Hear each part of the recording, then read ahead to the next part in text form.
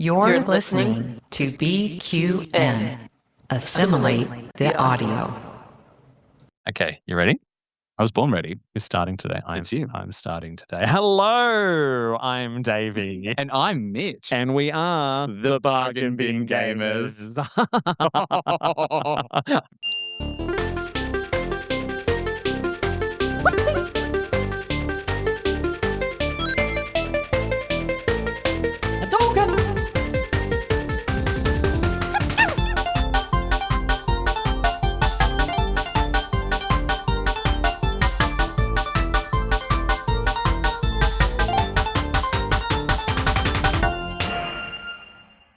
This is the podcast and YouTube show where we put the gay in gaming. Didn't even use the soundboard. He doesn't have access to the soundboard while also looking after your hip pocket. I've just, you know what? My hip pocket, it's got holes in it. It's got holes in it. It's got burning holes. It's not even a pocket anymore. I'm blending my words together. Welcome to being gay, I guess. We're busy. Welcome to be a gay that's trying to survive Pride, have a birthday week, and get married all in the one hit. You're asking for too much. Just settle for strangulation like everyone else. Deary me. I was referencing the kink meme. You didn't get it. Is that something on the TikTok? Just read the next line. I'm on the TikTok. I know what's going on. But I recently tried the upscrolled. Upscrolled, yes. Have you heard of upscrolled? You told me about that, I'm pretty sure. I did. And it's like, you know how like Blue Sky is like the leftist bubble to Twitter. X being the right hellhole? Yes. Yes. Upscrolled is kind of like that to TikTok. I hope it's just as funny because I have some real comedy gold saved on my TikTok. Oh, excellent. Well, we'll upscroll it for you. I'll upscroll it, yeah. Okay. I'll just illegally torrent all of it. If anyone's on upscroll, please follow because there's no one following us. I'll follow. I'll support. Please.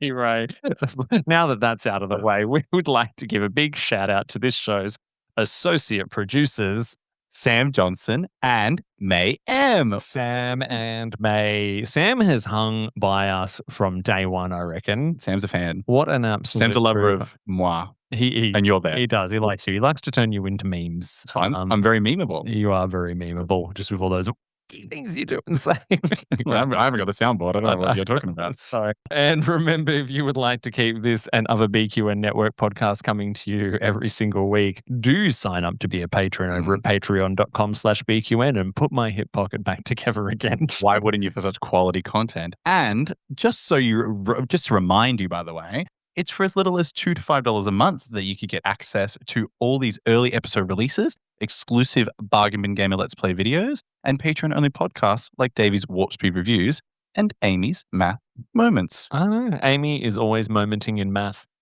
Mathematics. You're going to get to meet Amy soon. She's a good one. She's coming for the wedding.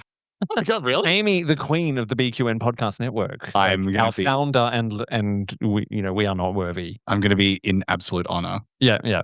I'll be keeping her drunk in the Yarra Valley all week. I was going to say, I don't know. Based on anyone who knows you vaguely well, I don't think that'll be hard to keep people drunk. No, this is true. But anyway, discussion about what's been happening lately. Already done it. But same stuff as it was last time. I know. What we're doing is... That's a short gap between recording, unlike the fucking 6 weeks between the last episode. It was good to have time off. But no, we've just been busy. What have I been doing? You ate a burrito today. I did. I went on a mental health walk today in the sun and I had a burrito, which put me in the best mood possible. It was so funny though, because he put a story up about it going like, oh, having just a mental health walk, and everyone on Instagram thought it was a cry for help. It wasn't. I was referencing a meme and then I had to post a thing after it being like, I was only joking, and everyone was like, it's okay to ask for help. And I was like, oh my God, guys. You're like, I was literally just going to get a burrito. Just wanted to get a big meat burrito. So yeah. Work. Unfortunately, when you're about to take a whole month off work, all of a sudden, everything at work just becomes that much more urgent. And there seems to be that much more of it. Yes, I forgot working in the private industry means that you can't take time off. Work doesn't stop for you. I don't really work in the private industry. You don't? No. I work at a university. That's not private sector. Semi. Anyway. I don't know. If you take a pill, it might be private. It's only semi-private at the moment. I don't know what you're saying. Anyway, let's move on to the topic for this week, because Please. otherwise, God help us. What we have been doing instead of working. Yes, is we've been playing a brand new game that has gone into early release on Steam just this past week, I think. I know. I've been hearing a lot of buzz about it on Blue Sky, actually. I've been keeping my eyes out. And one that we've been looking forward to since and when I say we, I mean I, had the chance to play a demo ad and interview the developer when we were at PAX. That's right. That game is Adaptory from New Zealand-based Stormcloak Games. Deep in uncharted space, your expedition took a challenging turn when your ship crash-landed. Master complex simulations to keep your outspoken explorers alive, face unpredictable challenges, and figure out a way back home. Adaptory blends base building with a cast of characters that have backstories, various stages of development, and reasons for you to actually care about them. Which, how could we not? Exactly. And, I really do love caring about the people who I accidentally starved to death. We actually have been loving it. I have been full on addicted, which is why we have an extra special treat today from Stormcloak Games coming to us live from New Zealand. It's the Adaptory developer, Jevon! Hey, Mitch and Davey. It's lovely to be part of this. It's so good to see you again. Kia ora. Kia ora, yes, definitely. And even though you're on a screen this time, I mean, we had you in wonderful. I don't know why I'm doing this. Reality. Yeah, You were PAX was everywhere. amazing. PAX was so good then. Just like the last day was just interview after interview after interview was awesome. But we stood out, I'm told. Yes, that's what I said. Little birdie told us, aka Jevon Wright. Yes. Yeah. I mean, one of the highlights of PAX. Yeah, well, I mean, we could probably say the same about you, to be honest. You were extremely friendly. Your game was really fun to play. We loved a lot of what we played at PAX, but I think Adaptory is like, even the demo, when the demo was on Steam, I was like playing that over and over and over again. And Thank you. I just can't stop. I can't stop. Thank you. Yeah, that's the game I've tried to make, is one that, you play it once and you're like, oh, I can do it again. And it's different every time, and you keep on learning more and more and more. I definitely felt that was the exact reason why I kept coming back. It was never the same every time I played it. And obviously we'll get into it a little bit deeper, but it just has such a quality of like replayability, but you can still continue on and like fall in love with certain characters. So I think it's a really good sweet spot. I was very, very impressed when I played it the first time. And Thank you. yeah, I've been committing my work hours to playing it. So hopefully the government has Hopefully no one from work listens to the podcast. Proud sponsor. My friends, none of my work friends would rat me out. So tell us, Jevon, what have you been up to since we last spoke at PAX? So PAX was in October, and since PAX was the last like physical event that I took Adaptory to, and then since PAX, it's just been heads down getting the game really ready for early access. So a lot of polish, adding a lot of tutorials, adding a lot of extra content, just really making the game as good as it could be before early access, because it is such a big part of the game. So it's been a lot of six-day weeks. And at the time of recording, how long has it been in early access for now? Like 2 weeks? Not even that long. Today is Thursday? So 9 days. Yeah. And I think you had early success in early access, because I believe you told me you appeared on the Steam like front page, like the featured section. Yeah. What was that? How did that feel? I spent the whole day just refreshing Steam, seeing like, where did we go? And at one moment, we were on the front page, like all over the place. Like, I took screenshots. I don't even remember. There were so many different instances. That was a really, really cool day. So we're number 2 on popular upcoming just before we launched, which is really cool. And we were number 7 in top sellers on the Steam page. Blew me away. Absolutely blew me away. And the reception's been really nice. We've been getting a really nice community build up. I think our Discord numbers have almost doubled. I know it's hard to get a word in your need to use Discord at the moment. We're used to having you all to ourselves. How dare you? I know. I'm like, But somehow everyone is still just communicating really well. Yeah. I paste a picture of like my base, which looks like a 3-year-old's bedroom, and then all these other people at these super organized things, and I'm like, I'll go back to see if anyone commented on my base, and like there's all these others in like the last 5 minutes, and I'm like, never mind. Yeah, I've seen people play the game as well, and they show me their base. I'm like, how did you build that? I never thought about that. Wild. What a fun experience to have as a developer, though, just to see like you It kind is. of let your child go wild and people are just like It is. running amok with it. So I was very nervous. I was very nerve-wracking. So I normally sleep fine, but I only slept 3 hours before release the night before. So I was very sleep deprived, but I had a really good team and we hung out a lot. A whole bunch of streamers were streaming the game. So Molly Berry was streaming the game and Zapier was streaming the game and Sin was streaming the game. And we just sort of like jumped from stream to stream to celebrate the Adaptory Day, which is really nice. yeah, that's really sweet. Adaptory Day. Adaptory Day. Adaptory Add it Day. to the calendar. I shall I henceforth be just made that celebrating. name up. I will start celebrating. I'll take the day off work. So, and obviously, like the recent success has been, I can only imagine, quite overwhelming. For that, though, what was the impetus? Impetus. Is that's a word? Yeah, It is a word. I never know if you're using it correctly though. I'm But using go it on. right. So, what was like the impetus moment of I need to make this game? Like, did it come to you overnight, or has this been like a passion project that you've really, really been sinking your teeth into? Like, what is the story? There's a whole bunch of different stories, I guess, that all came into Adaptory. So, like, I was sort of burning out at my previous work, and I was like, I want to do something different. And I was like, what if I make a game? And at the same time, over the previous year, I'd been playing with some prototypes of just a sandbox simulation, and I was actually having a really good time. I was like, hey, what if I turn this simulation thing that I'm really enjoying into a game? And then I explored the space a bit more, came up with the game design document, and I was like, this is a game that doesn't exist, that only exists in my head. I need to make it. Had you had much experience in development before that? Like, what was your background in gaming? Yeah, so I'm mostly previously a web dev and a software developer, but I've been making games ever since I can remember.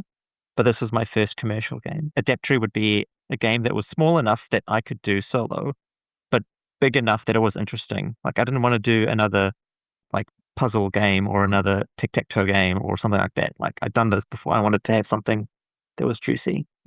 Juicy. I do feel that that's the amazing things with games in the indie scene, especially a lot of the stuff that we've been playing and falling in love with, because they leave a different impression compared to what you get. I mean, and there can be a lot of stuff out there, like you say, that is, rehash of, or just, a cash in on something that's been done before. But I feel like Adaptory is a really unique experience.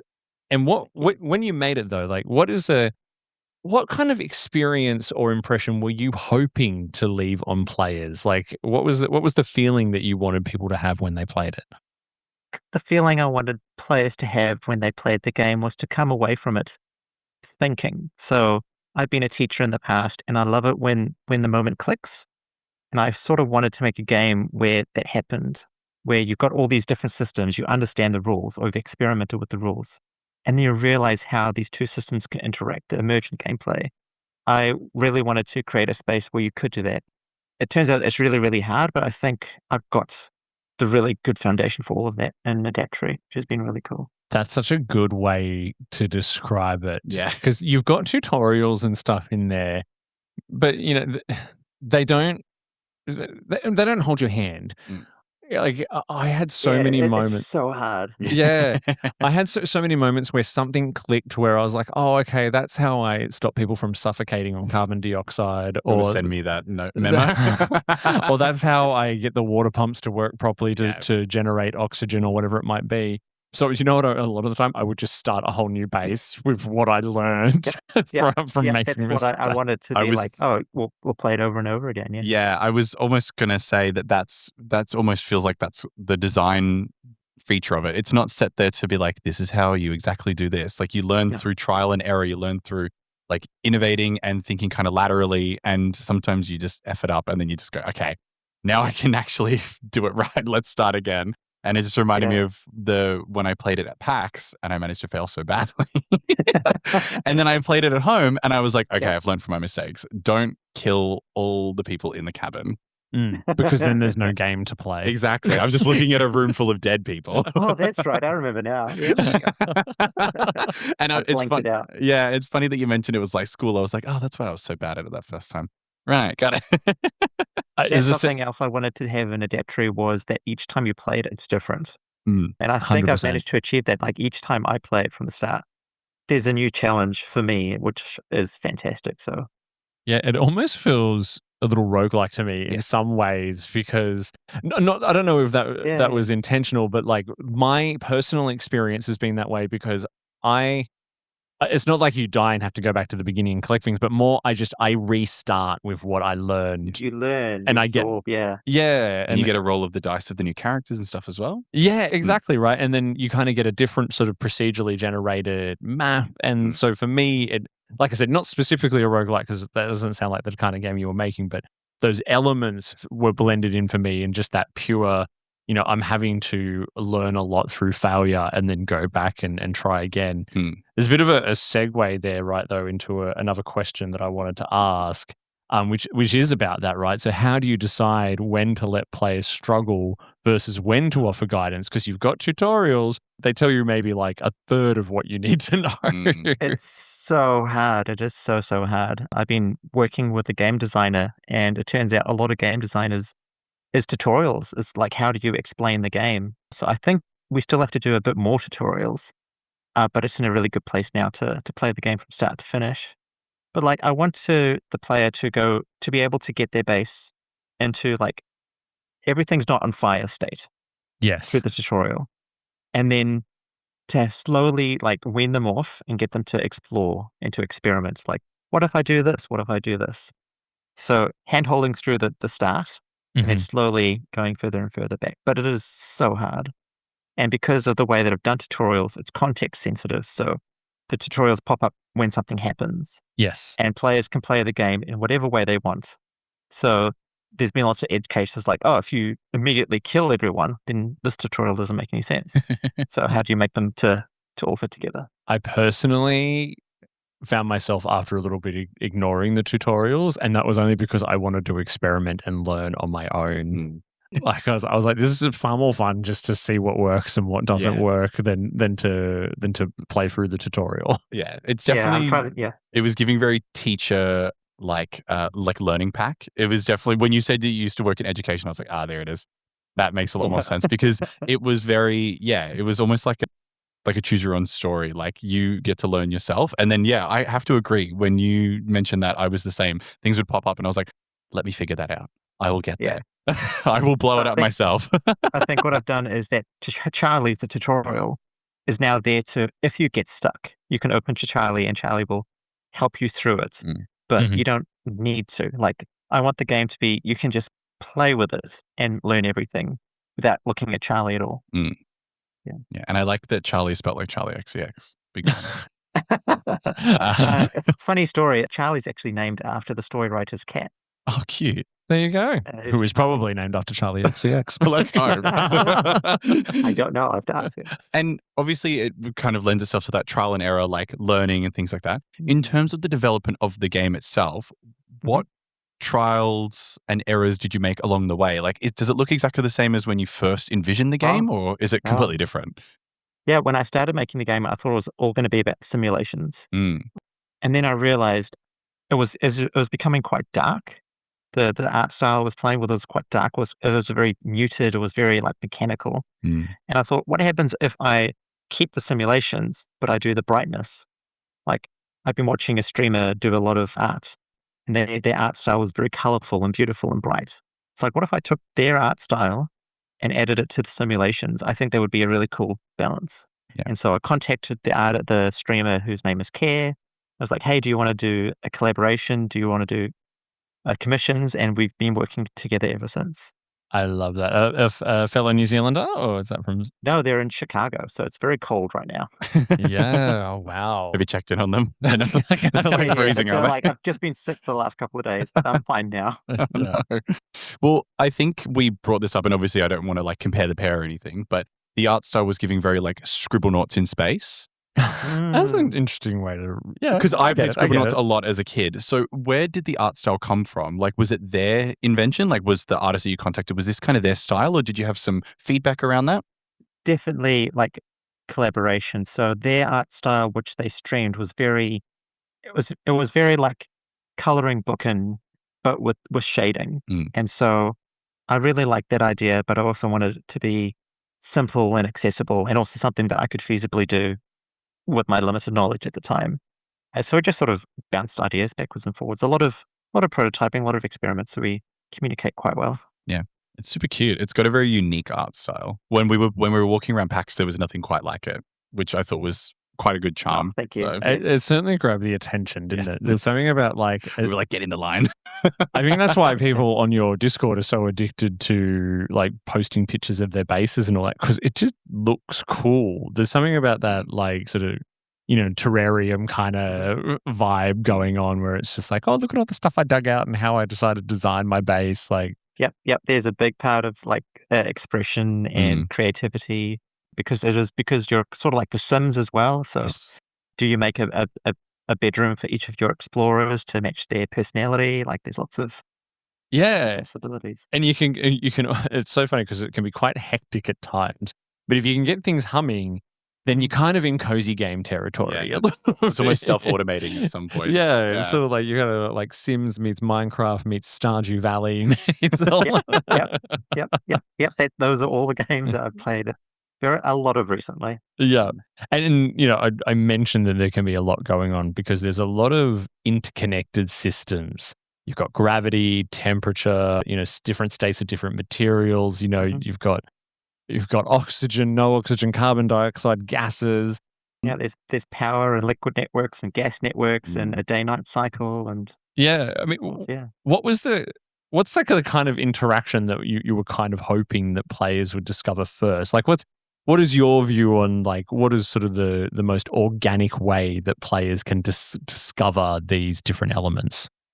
I think what I was hoping players would experience first is when they're first faced with the challenge of how do I oxygen, basically? How do I keep everyone alive? Breathe, Yeah. And the options, the first options you see are, do I build a tree which needs light? So how do I get light? Well, I need to have a power generator. How do I get a power generator? Well, then it's solar panels or coal generator, and both of those have different decisions. And so I wanted that like exploration and learning to be one of those first experiences. Yeah. And also then with the explorers, like when they start having their conversations and you see like they're actually having like this unique conversation, that first moment is also very cool. Yes.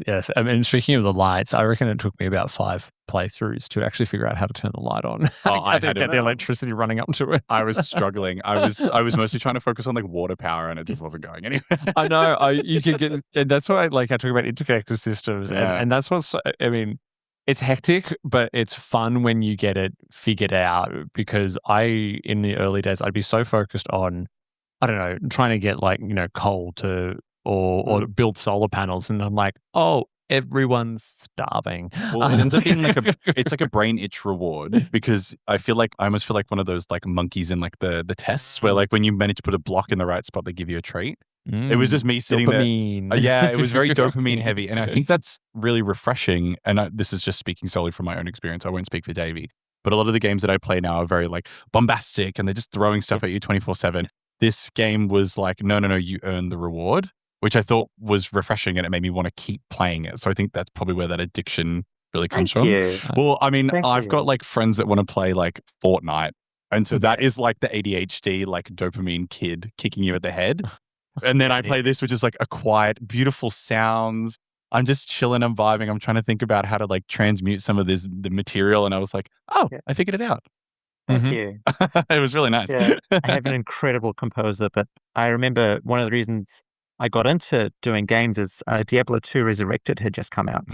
And Diablo 2 was my favorite game. And so, of course, I got it and played it and realized just how good games were, or the games that I'd experienced, where the games, like, you can do everything from the start. And it's hard, but it's rewarding.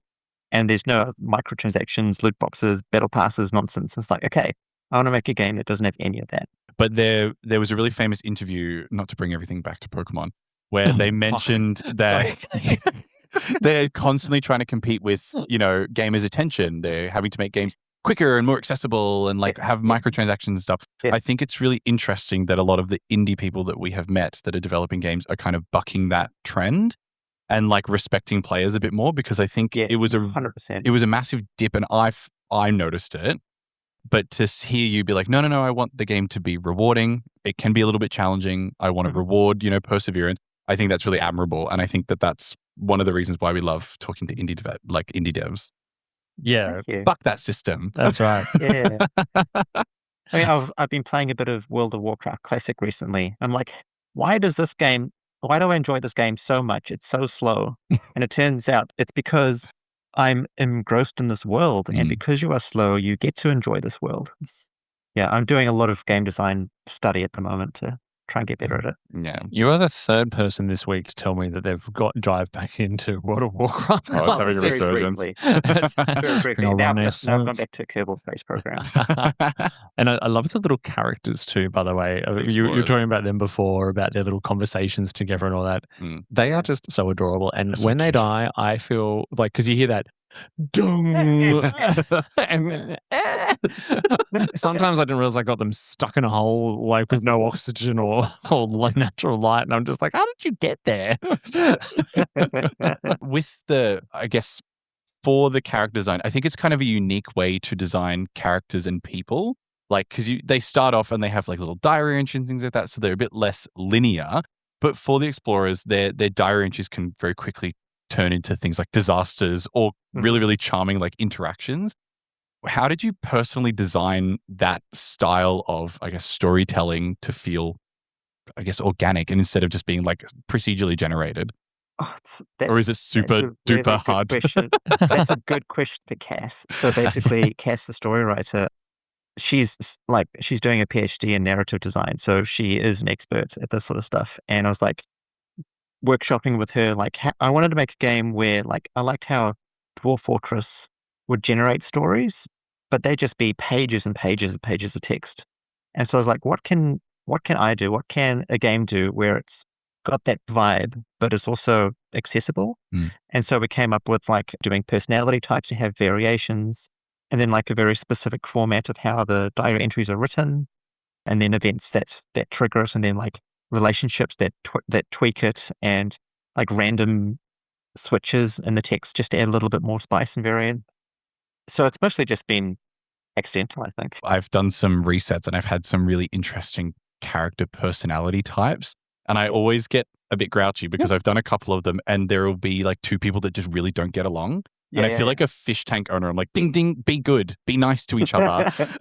But it adds like a really interesting spice, and it does kind of harken back to what we were saying before, that roguelike, where it's like very different every time you play, and like you kind of got to work with the strengths and the weaknesses of the team.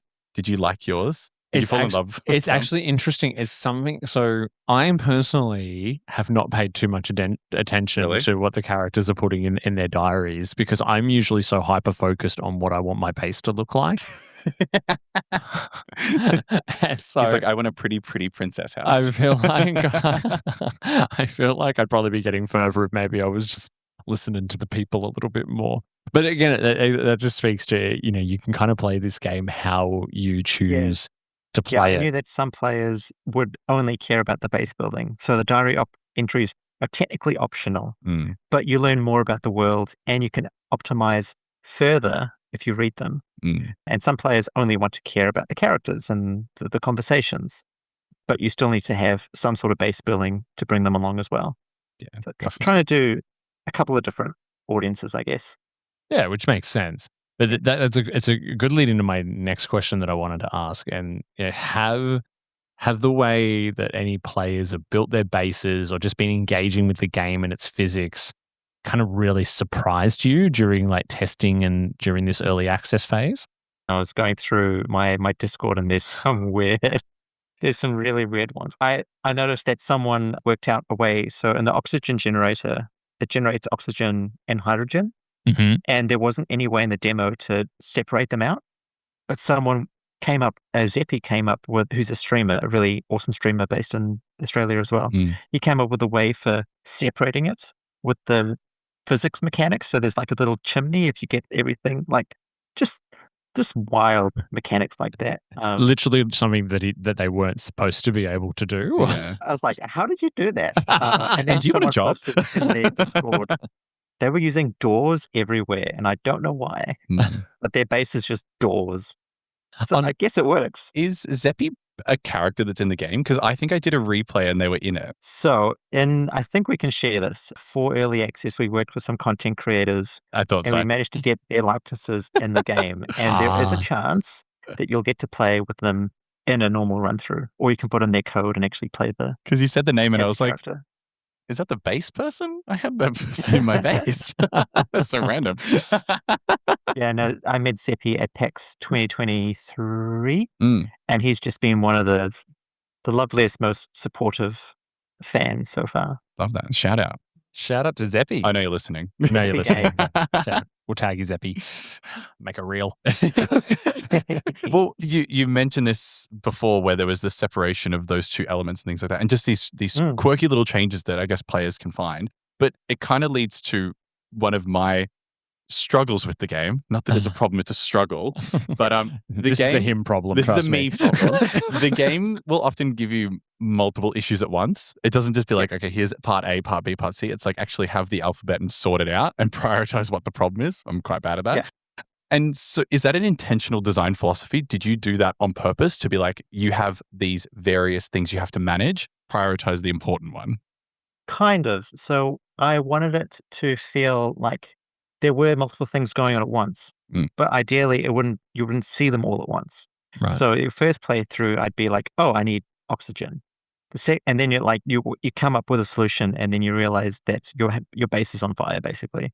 Okay, so now I need to do oxygen and also keep the base cool. And then, then we've run out of resources. Like I wanted it to gradually get harder and harder. It's like easy to play, hard to master is what I'm trying to do. Yeah. Yeah, and it's worked, like, because and I think that's what draws you into it, right? Because you're just like, oh, this is so simple and charming, and like, oh my god, what the hell is going on? Why is everyone burning to death? I just wish that they would wake up instead of suffocate. But like, well, actually, they fixing do. a few pathfinding and No, that's totally a me problem as well, because I'm just like, but then sometimes I need them to do something, and I'm like, they're all asleep. I just pressing the button. Guess we'll die. So I have noticed so I've been watching a lot of playthroughs and getting a lot of feedback, and something I've noticed is a whole bunch of players are saying the game is way too hard, and a whole bunch of players are saying the game is way too easy. So in the first update, which is coming out very soon, I'm going to be adding difficulty levels. And so in the super easy one, explorers aren't going to be able to die, I think. Mm-hmm. And then in the super hard one, death is permanent. So also no cryo play. tubes and all that, which I think there might be cryo chambers so you can store them, but maybe no glow roses to bring them back to life. I think I'm going to have to play the easy version. It's going to be like, I got to get good. It's going to be like in, like the more recent Super Mario games where if you like die over and over again, it's like, here's a little hat that makes you invincible. And I'm like, thank you, I need to play the game. So let's talk a little bit about, your experience as a developer. So, you've had help, you've built a team around this game, you've done a lot of, but the core of the game is very much Jevon. What's been some of the biggest joys and the biggest chaoses of being a solo developer on your first big commercial game? Yeah, so being a solo developer, I guess some of the joy is knowing that I get to make all the decisions. So like the creative decisions, the marketing decisions. Like when I saw Twitter was going on fire, I'm like, you know what? Do we need to be on Twitter? No. Nope. And we're like, okay, I get to make the decision. Yeah. But then the flip side of that is that I have to make all the decisions. So when there's a really hard decision, there's no one else to bounce ideas off. That's pretty rough sometimes. Like sometimes I had to stop working with some really cool people because we ran out of funding. Or like having to have like really hard conversations with some of the with others is hard, and there's no one else to rely on that. But it is really cool knowing that the game is very much what I've been putting into it. My partner played it recently, and they said like it's basically just what goes on in here. Like the way that I've made it is very much how I operate. It's cool. How interesting that they picked up on that, right? Like, wow, like for them to know you so intimately and to be able to go, this game is you. That's really, really Yeah, cool. it I was love really that. sweet. Well, it Very just systems heavy, Yeah. very like lots of science, lots of Mm, creativity and playing around, yeah, but also supportive, hopefully. that's so beautiful as well. But also, I think you kind of hit the nail on the head where it's your baby. The game is your baby, but also, oh my god, it's your baby. You have to put it out into the world and just like let Yeah. it be free. But also, Yeah. having hard conversations to look after your art, I can imagine would Yeah, not be something I easy. learned early on is I need to listen to what the game wants to be. Mm. So like I was listening to some early music that my composer was doing, and I was like, this is really cool music. But then I put it into the game, and it's like, this is not the right music for the game. Mm. And I've learned to then accept that and like, okay, I have to listen to what the game says it wants, what feels right for the game, as opposed to what I want for the game, and that's helped a lot. Yeah.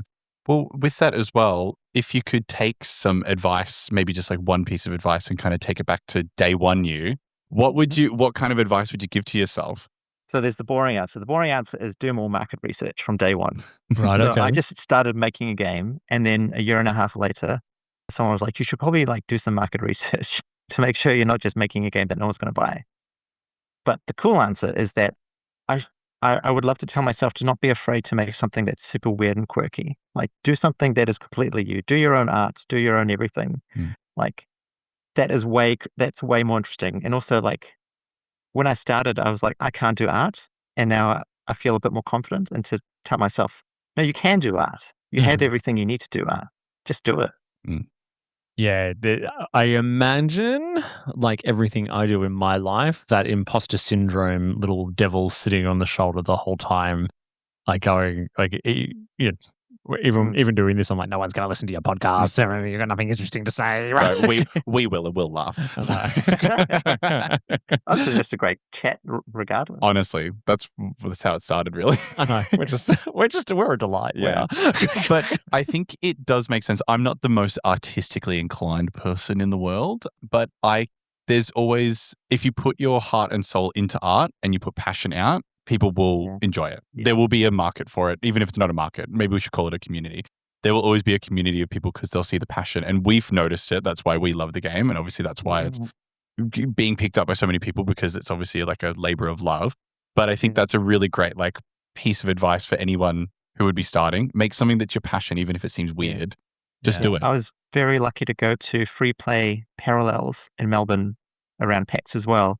And that was just people who were making their art. They were just really embracing themselves. And it was just a delight and a beauty to see and to be part of. And I'm gutted to see that they're running very low in funding through the Melbourne government. So hopefully they can survive. But to create weird and unique games is everything. It's like it's your personal expression. I don't have the words for it. Yeah, and it is a shame because I mean, arts funding is probably struggling a little bit in Melbourne at the moment, and Melbourne is so well known for it. So Jacinta Allen, if you're listening, we know you are because you waved at us. You waved at us at Pride, and now we're cashing in. We're cashing in that check.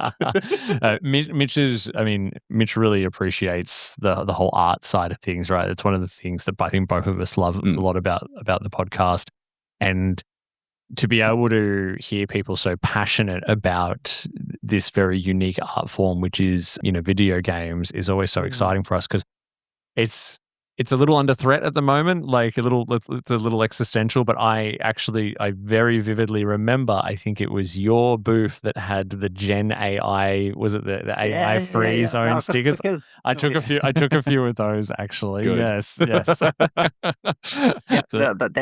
That's been really, really cool. And everyone has embraced it and it's done quite well. Oh yeah, I'm getting random people coming up like, "Hey, do you have any other stickers?" Can we have more, please? We have more. So we talked before though at the beginning about you've gone into early access and it's been really exciting and you're refreshing the page. Tell us a little bit more about the emotional roller coaster leading up to launching Adaptory on Steam, because I think you hit your target date for release pretty well, because you were telling us about it at PAX and then you were kind of teasing it on your socials and on your Steam page, and then it happened. How hard was that to actually do that? Because I see so many indie games get pushed back and back and they stay on my wish list for years. I mean, it did help a lot knowing that we were going into early access. Like that was always the plan. And so I knew whatever I released wasn't going to be the final version.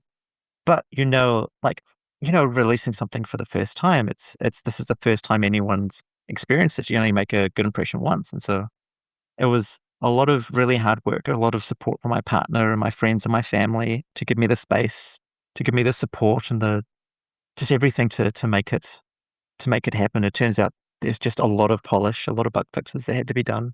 Mm-hmm. And the emotional journey is just, it's really been all over the place. Like the peaks of like being number 2 on new and trending, and then getting your first negative Steam review. And then someone comes into the Discord saying like, I can't stop playing this game. Like it's all over the place. But I guess it makes sense. And like, you've put so much heart and soul and blood and sweat and tears into it. So like having it be critiqued both positively and negatively, I can imagine would be a roller coaster, like you said. Yeah. Something that helped for me. So I have a counselor that I see every now and again, which helps a lot. And I realized that I needed to go for a hike. I like hiking, connecting with nature is a big part of me. So I did that. And going on the hike, I realized, what am I actually afraid of? I realized what I was afraid of getting in reviews, and then what I wasn't afraid of and what I wanted to see. And that has helped a lot. So I haven't had any of the negative things that I was afraid of, but I have been getting the things I wanted to hear. And that helped a lot with the emotions as well. Often when we're playing a game, we'll go through and read out some of our favorite reviews on Steam, but maybe we won't do that right now. We won't do that right now. We're fine. It sounds like you've read them all already. Yeah, you've got them all up. You've got a notification for each one that comes in. I do actually. So we have a Discord channel which posts them to try and encourage people to leave reviews. So it turns out the first 10 and the first 50 are like the big milestones for visibility. Really encouraging reviews. Yeah. Well, with that as well, that kind of segues nicely into this next question. But you've been very intentional about involving the community in Adaptory's development. What's your approach for making players not only feel heard, but also to help build the community up? So I've been on the internet for a very long time. I guess from that time, I've developed a very thick skin. And I've also been looking after a lot of communities. So it's stuff like listening. Like everyone that leaves a message is like assuming that they're probably leaving it coming from a positive place, but also to not be afraid of banning, quieting, muting, taking them aside. Like it's your space. You get to decide what goes. But also encouraging, like celebrating positive responses. And something else that I learned I did a lot of Aikido a long time ago. And from Aikido, it's all about redirecting energy. And so if negative energy comes in from someone, instead of just like pushing against it, you sort of redirect it, be like, oh, thanks for that feedback. Have you considered doing this? Or what if I did this? And that sort of diffuses the negative energy. And that seemed to help a lot as well. Yeah, that's fantastic. It just saves you, like, I can imagine there'd be like the trolls that you just have to get rid of. But yeah. Oh, but you're always, man, like sometimes it's the negative feedback that can help you grow. Yeah. So there's like constructive feedback and negative feedback. Constructive feedback, I'm like, thank you. This is really helpful. Negative feedback, I'm like, okay, you do you. Yeah. Trust me, we're gay gamers on YouTube. I do my fair share of comment deleting. Every time I go to the comments, I'm like, they're all just telling me how pretty I am. And Davey's like, yeah, no, it's not always like that. I was like, because it's our YouTube channel and we don't want that shit. We get to do whatever we want. This is our space. But then I see like my community, like someone will say something mildly negative and the community rallies around the game, which is just really cool to see. I feel like you're attracting, or what you've kind of put into this game, and like your own energy is attracting like-minded people. The community focus that you've had through using streamers to help with the game and promote the game and be in the game, like that all leads to just a really like strong, positive community, which will push out the trolls and the bullshit, right? Like, because you'll just become immune to it. Yeah, I hope so. That's the plan, at least. We'll see what happens. Yeah. And has the community ever suggested something that made you think like, oh, okay, that's going in the game? Like, has the community feedback actually made it into the final product? Lots. Like a lot of like UI stuff, a lot of like little tweaks here and there. Like I remember when I took it to PAX 2023, someone came up and was like, this is awesome. Can you turn off the stars in the background moving? Because that triggers my motion sensitivity. And I was like, that is so easy to add and makes it so accessible with such a wide range. Mm-hmm. So I always remember that. Yeah, that's actually such a cool example, right? Like you say, like a little tweak, which Mhm. most other people won't notice. And you know what? I probably appreciate that the stars don't move either. So I'd probably feel the It's an same. option. Yeah, it's an Yeah. option. And then stuff like someone came up to, I think this was 2025, and someone said, I really need the ability to prioritize. I was like, oh yeah, that's a really good thing that the game needs. And so we added it really quickly and it's done well. Yeah. Lots and lots of stuff like that. Yeah. Nice. And I think that feedback would be pretty useful because I also kind of get a little car sick. So it's something you wouldn't think about. And in terms of developing a game, I can only imagine how taxing and tiring it can be on your personal life. But what's it like building a commercial game while also being a mum? Like, what is that? What is the Yeah. juggling of that? Yeah. So we were very, very lucky to have our first daughter, Serena, about 2 years ago. She's just under 2. So originally my plan was to go to Steam Next Fest and then immediately take it to early access. But taking to Steam Next Fest, I was like, no, the game's not ready yet. So I just decided to push it back. It's definitely a juggling thing. So there's a couple of really good panels about navigating parenthood as a game dev as well.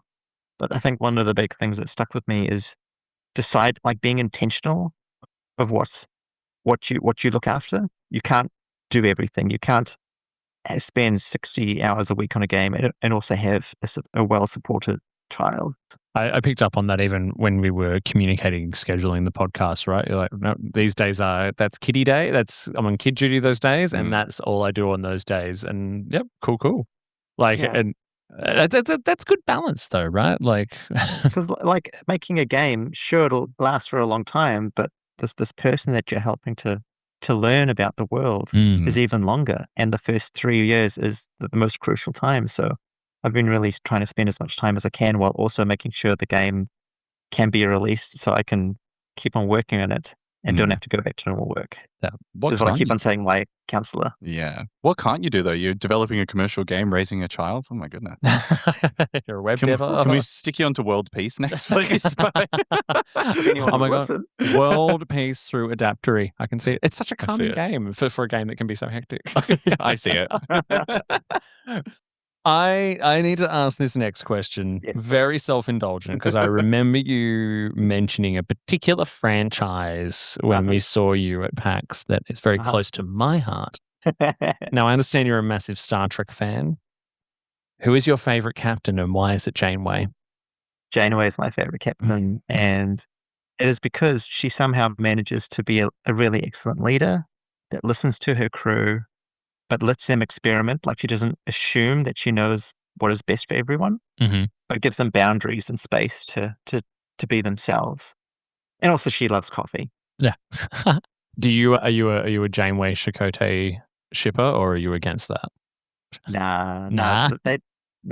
They're completely different. There's a lot of people out there on the internet who are. Anyway, people who don't watch Star Trek have no idea what You're we're talking literally about. speaking a foreign language. I'm like, Janeway Chakotay. It sounds like a spell. Jevon, we're going to have to talk because you know my other podcast is a Star Trek game show, Yep. right? Yes, So I've already listened to a few. we may have to get you on that. Mitch, before we kind of wrap things up, you know that we need to do Make It Gay. That kind of came out of nowhere. So, Jevon, this is where we like to ask, what we are an LGBTQIA plus podcast, and we love LGBTQIA plus inclusion in our gaming and digital content. What can you say? I mean, you've talked a lot about accessibility and inclusion. How have you weaved inclusion into your game in this space? Yeah. So in Adaptory, the characters, I've decided that they have, when they're generated, they're one of 3 genders. So Nice. MF and X. Mhm. We don't have relationships between characters yet, but there's not going to be any like restrictions or anything like that. Like, it'll influence like conversation and that sort of stuff, but there's not going to be any gameplay mechanic that's impacted by it. So it's just like a world where you can be who you want to be, and there's more important things to worry about, like keeping alive. Yes. Perfect answer. Perfect answer. Oh, wow. Oh, we're really thinking about the climate at the moment, aren't we? Yeah, no, we one of the nice things about having your own studio is that you get to set the culture of the studio, and we're a good place to work, and everyone that I work with just wants to work with me, so that's nice. Yeah. Yeah. And I think in your characters as well, you're right about how they are what they are, and that's that I don't even think I paid attention to MF or X or I noticed X on there, but I was like, okay. Story checks out. This is space. We've already mastered space travel. I think having more than 2 genders is probably less scientifically inaccurate than how we got here in the first place. Let's suspend our disbelief in the proper space. Yeah. Can't wait for you to introduce relationships so I can have full polycule going on. Oh yeah, mine's going to be a problem. I've been reading Polysecure recently. I saw they can have best friends or worst friends, but looking at relationships, well, does that mean that they can have babies? And if you have babies, then you need to have aging. And if you have aging, then you have to die from old age. It just opens up this huge box of worms. And we expect you to do it, Jevon. Get to work. Future update. Speaking of work, what can we expect in the future? What can our listeners, what can our viewers, what can the people that love your game expect to see from you in the future? Yeah, so we've just gone into early access. Mm-hmm. So now we're all focused on the first update. So there's going to be at least 3 updates this year from early access, with each update adding more content. So Cass has just spoiled in an interview that we're doing cooking in a future update. So all the foods that you can find, you can make into tasty treats that they like more. Yum. I've talked about a bit about the difficulty levels, so making the game easier or harder, and we're also just getting everyone on the Discord I want to hear all the ideas. I have a huge database of ideas. I want to get everyone's ideas, trying to make a game that everyone feels like they can contribute to. What would make the game more fun for you, and trying to get all of that in there. So please come and join our Discord and say that Davey and Mitch sent you. Yes, please. Yes, please. Yes, please. And head over to Steam and pick up the game in early access now. Right now. Stop what you're doing. If you're driving, pull over. Yeah.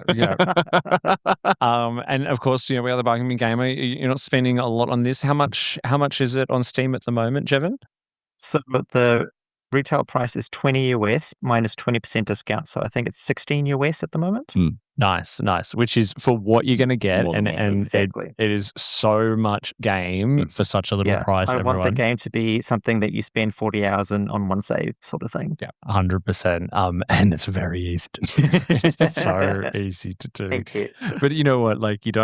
I have some games where I lose time like that, and I kind of walk away from it feeling a little twitchy. What have I just done? I walk away from every play session with Adaptory just going, I think it's because you actually succeeded in making progress and doing stuff. You're actually doing something. You're building something. You're making people's lives a little bit easier, even if they're not real. You're learning. Yeah, I'm learning. I've been taught at by the teacher developer, insidiously so. Well, Jevon, we're so proud of you. Congratulations for everything, and we will be following along. We may get you back again sometime in the future to hear how it's going. Love to be back again in a future update. I definitely may talk to you about doing a Trackmaster spot, but everyone, check it out. It's in the episode description. We've got all the links that you need right there. All the links. Every link. Just link. Well, Jevon, thank you so much. Until next time, I've been Davey. And I've been Mitch. And we've been the Bargain Bin Gamers. With Jevon. With Jevon.